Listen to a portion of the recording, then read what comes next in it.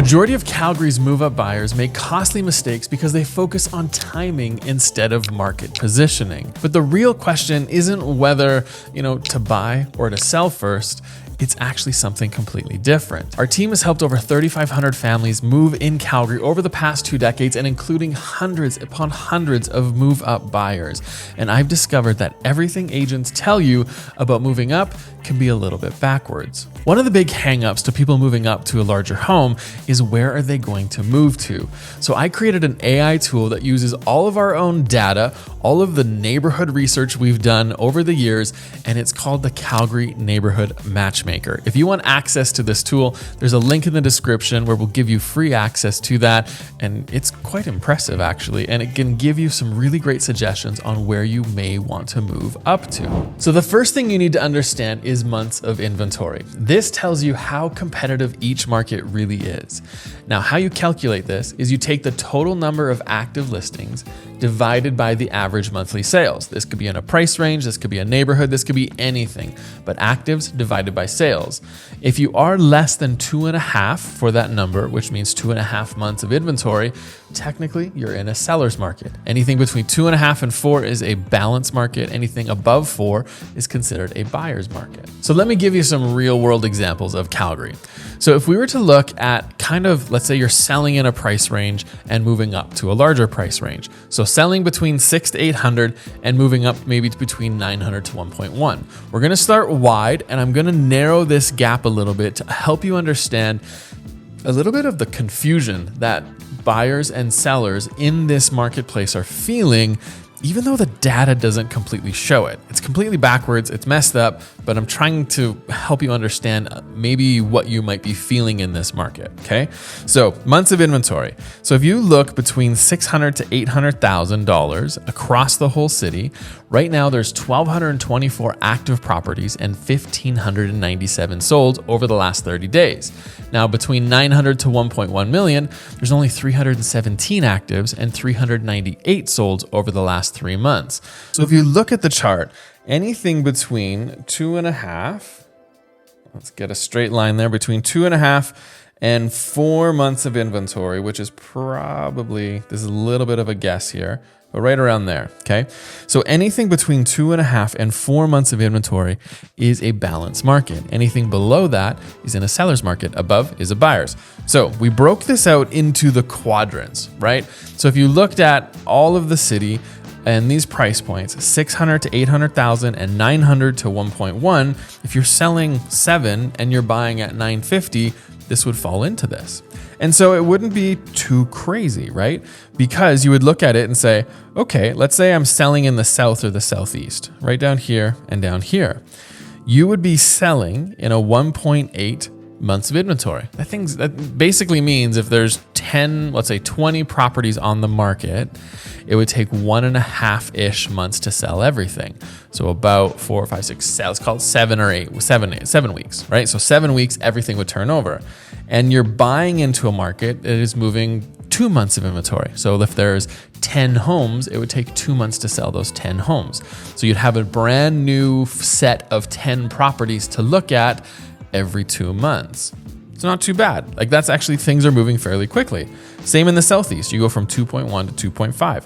So they're basically kind of sitting in these quicker markets. Now, if you are selling in the north zone of the city, you'd be selling at 2.6, so kind of flirting with that balanced market, but you'd be buying into 9.2. So it's really slow for properties between 9 to 1.1. And there would be some for sure. There's not going to be nearly as many. And then you look at the Northwest, 1.8 to 2.1, 1.7 to 1.8 for the west zone of the city. And even downtown, this does include all property types. So if you had condos in those price ranges, they'd be in there too. So when you look at that, it's like, okay, this kind of makes sense. I'm most likely selling in a fairly quick market, and I'm going to be buying in a fairly quick market kind of thing. So it's just understanding what that looks like. But this doesn't tell the whole story. Let's take a look at the number of active homes, because this starts to unpack a little bit of what you might be feeling. So if we look at that southeast, right? So that southeast zone, it had 2.1 and 2.5. Let's stick with that as an example. So the 2.1 and 2.5. So of the 2.1 months of inventory for the Southeast, there's 255 active properties. That's a lot of properties. There's only 37 in the 900 to 1.1 million. So there's a lot less areas that you can purchase, a lot less homes that you can purchase than what your competition is and what you're selling. Even though the months of inventory is moving fairly quick for both, it's kind of this confusing thing. Let's be honest here. You're not going to be buyer isn't going to be looking in a 200,000 price range. They're going to be looking in a lot tighter price range. So let's look at that example. Because if you had a home that was sitting in the 760 and you're going to buy at 1.02, right? $1,020,000, right? And that's kind of what you're thinking about the price range that you're approved for and what you're going to do. And the numbers also for months of inventory don't look that crazy, because roughly you have your 2.5 to 4 months right here. So really, again, if you're in that Southeast zone and you're selling in the you're selling in the 750 to 800 range, you're going to see a 2.6 months of inventory, and you're buying into a 2.1 month of inventory. So you might be looking at this going, Jared, this doesn't look any different. It kind of seems the same. It does. It actually really does. I mean, even more so, like, look how fast the South zone is going for those higher ends. So you know that if you're going to be buying in that higher end market, you're going to have to quickly jump. If the whole market is moving over between 1 to 1.05, it has a 0.8 month of inventory in the South zone, and there's only 0.8 months of inventory. That means, I don't know, what is that? Every 3 weeks, there's going to be a whole new set of inventory. Everything is moving that quickly. If you watch our luxury market videos and you watch what we talk about there for months now, maybe 4 months, I think it is 5 months, we have seen the city sales drop year over year, but we've seen homes over $1 million, the number of sales over $1 million increase year over year. It's been this really weird gap, and this is part of what's happening, is just like you see these numbers, 0.8, 1.5, 1.2, 2.3 at city center. And it's just very, very interesting. Now, Northeast, there's not necessarily going to be the same amount of high-end homes up in that pocket. There's just price ranges up there, and there's really none in the East at all. But again, this only tells part of the story. So what's the rest of the story? That Southeast zone again, between 750 and 8 and 1 to 1.05, you've got 51 competitors when you're selling, and there's only 7 homes to choose from. I don't know about you, but when I've moved up into a home that I'm like saved up for, I've thought about, I've dreamed about, I want my family to live in for a long time, I'm pretty picky.